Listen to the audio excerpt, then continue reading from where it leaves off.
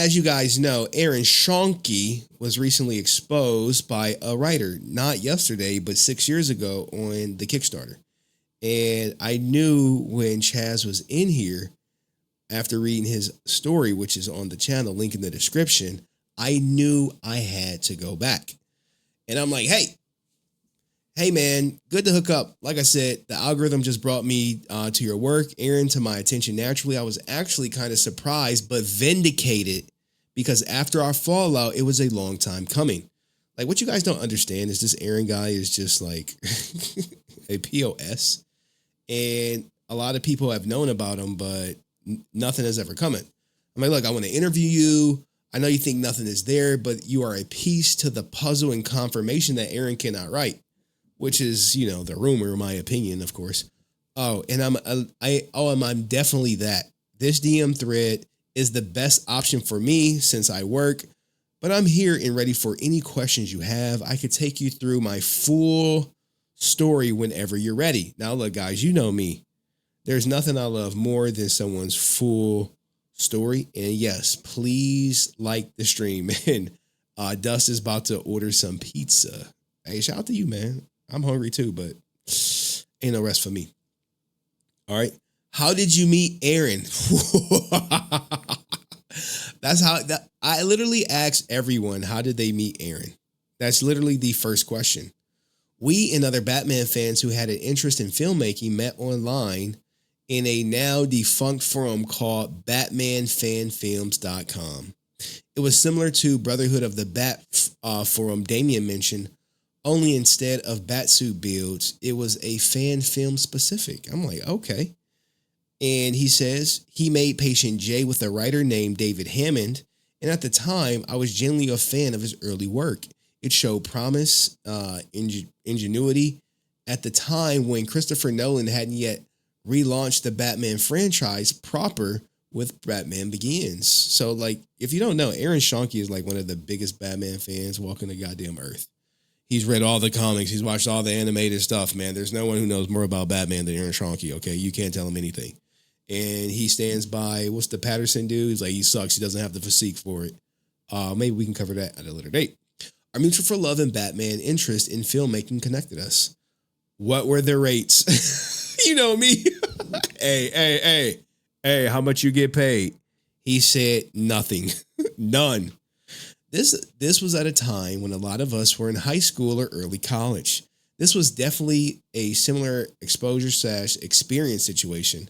I was never paid for our collaborations, bro. I swear, if Aaron can get you to work for free, he gonna try. He is gonna try. Hey, you gonna get some exposure, man. He is the king of work for exposure. What about for when you wrote The Legend of the Emerald Dragon? Same deal. God damn, man. Jesus Christ. Like Paul said about Patient J Days, this was more about being friends, doing favors. Aaron would hit me up tossing around Batman ideas, Power Ranger ideas, and would send me prompts that I took and turned into short scripts. So no money at any point. Damn, dog. Damn. Look, you throw somebody something. It was out of genuine love for the material on my end. What were Aaron notes about your writing, the exact words describing you? And here we go. Remember, this was a while ago. At the time, he seemingly fairly pleased enough to ask me to write more Batman ideas and do a few passes on Emerald Dragon, which was retitled Emerald Ignition at one point. There was a strange sense of ownership over the Old Man Tommy idea. That's where there was some friction as far as where I wanted to take it versus what he wanted. Ooh. Except the thing about the general concept, it's fairly obvious, isn't it? I mean, you have a Dark Knight Returns for Batman, Old Man Logan for Wolverine. There was even that Power Rangers fan film that Joseph Kahn directed with Kati Sackhoff and James Van Der Beek, which was a clear impetus for Aaron in Legend of the White Dragon. It's what I call a no-brainer idea. Oh, we know about these no-brainer ideas that Aaron spouts out like they're his. A Green Ranger gets older. That's the idea. Old Man Tommy in a post-apocalyptic future is the sort of pitch anyone would get to if they thought about it for 2 seconds. God damn. Oh my God. Let him cook. God damn, man. 2 seconds. Well, tell that to Aaron. He thinks he's the only one who can come up with that idea. Ultimately, he felt I was too academic in my approach. You can tell from my long-ass Kickstarter rant, so fair enough. I mean, I like details. A lot of the correspondence, damn, man. A lot of the correspondence was through fanfilms.com forums, which last I checked are long gone. Basically, the friction boiled down to me wanting to flesh out the concept of characters in an organic, interesting way, while Aaron was more concerned about the superficial. Bro, this is like the second person that told me, like, he'll care more about what color the jet looks like than the actual goddamn story. Then when Aaron tumbled into the beatdown territory, it was kind of over. It was all style with no heart. Damn! JDF said the same thing. Oh, which is, as you know, JDF keyed into very quickly. Wow. I don't know if he just mirrored him. Basically, he wanted to do a treat emerald dragon / white dragon like an extended beatdown, while I tried to course correct it into an actual film. But looking at those trailers, it feels pretty clear the direction it was taken. Damn, dog. So we about to get a beat down. Alucard says, Aaron was supposedly like Batman became the Joker in the end. Aaron and Rican, the same clown who have JDF delusions of grandeur. Oh my God. You either die a hero or you live long enough to see yourself become the villain. Drops Mike. True statement, Alucard. True statement. Let's keep it going. What do they say right here? What do you mean beatdown territory? Expound on that. Hopefully I spelled that shit right, dog. When Aaron started, it was Batman specific. The days of Batman Beyond, Year One, Dark Justice, Patient J, City of Scars, Seas of Arkham. Paul touched on this. This was when they were in their element. What really inspired a lot of us, hand in hand with Sandy Calara's Batman Dead End. From 2003 to 2011, that was the focus of Bat in the Sun. Then 2012 is when Aaron pivoted to superpower beatdowns and things changed. Now it was all flash and little to no narrative value. Aaron was done making effects I'd call filmmaking. The beatdowns were clickbait. Damn. He going in. He is going in. Like, think about Patient J and how it's a decent character study of the Joker. Actual scenes with dialogue and introspection.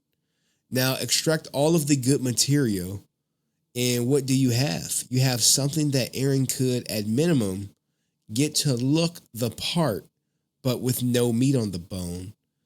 That's what the beatdowns are. They look passable, but there's nothing of value behind it. Damn. Shit. Oh, so I think what the issue is, Chaz wanted to write a film and Aaron wanted to write something that would get a lot of views on YouTube. You know? I talk about me interviewing Paul Monar, and he says, yeah, I watched it. I love Paul's performance as Joker, along with his scene partner in that short, Kurt Carley.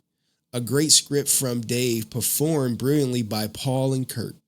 That was the true substance and talent of Patient J. Aaron just had the benefit of being the one who was there to oversee it all, but you can tell that the strength of the short had little to nothing to do with him. Damn, bro. Damn. Just cooking him. I see now. You wanted to make a movie. He wanted to make a viral clip. Why did he call you unintelligible? How did that conversation go? Ironically, I had to think it had to do with me being a younger writer and my scripts being too wordy. And that could be a fair point. Scripts are about momentum and moving things. But the treatments I get from this guy, I don't have them anymore, but trust me, it was like something in middle school typed out by them. Typed them out. Oh, man. Oh, God. What if he's writing at a middle school level? He never went to college, right? Or he did a semester, Ironically, I think it had to do with me being a younger, right? That could be a fair point, but the treatment looks like no. Imagine you're being pitched an idea that's like a paragraph long. Not only is it vague as far as where the story needs to go, but it's just nothing but broken English and typos and nonsense. You know what that reminds me of? It reminds me of this right here. Remember this pitch deck? Remember? Yeah. Yeah, I'm with you. I'm with you. Hold on. Where are we at? I think we're right here. So the first thing you'd have to do with Aaron's treatment is decipher it, translate it into something that could be read and polish it up, the language a bit. Then a script could be written from that. Do you have the scripts? Yeah, 1 second. Now he sent me the scripts. I'm just not about to read another Aaron Schoenke story because if you look at the scripts, it's mostly written by Chaz, story by Aaron. So he's like, hey, I got this idea.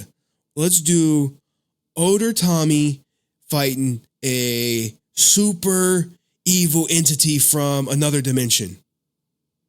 And the dude's like, that's it? Yeah, that's it. Give me a script. I can see it being like that. And make sure the ship they travel on is green. Okay, it has to be green because that was Jason's favorite color. He'll say some stuff like that. It reads like a cleaned up version of Aaron's. I think these scripts predate his choice to pursue the concept as a comic book with Boom. So these are just a short proof of concept scripts. I'll send you some of the Batman stuff too. Send everything you think is relevant.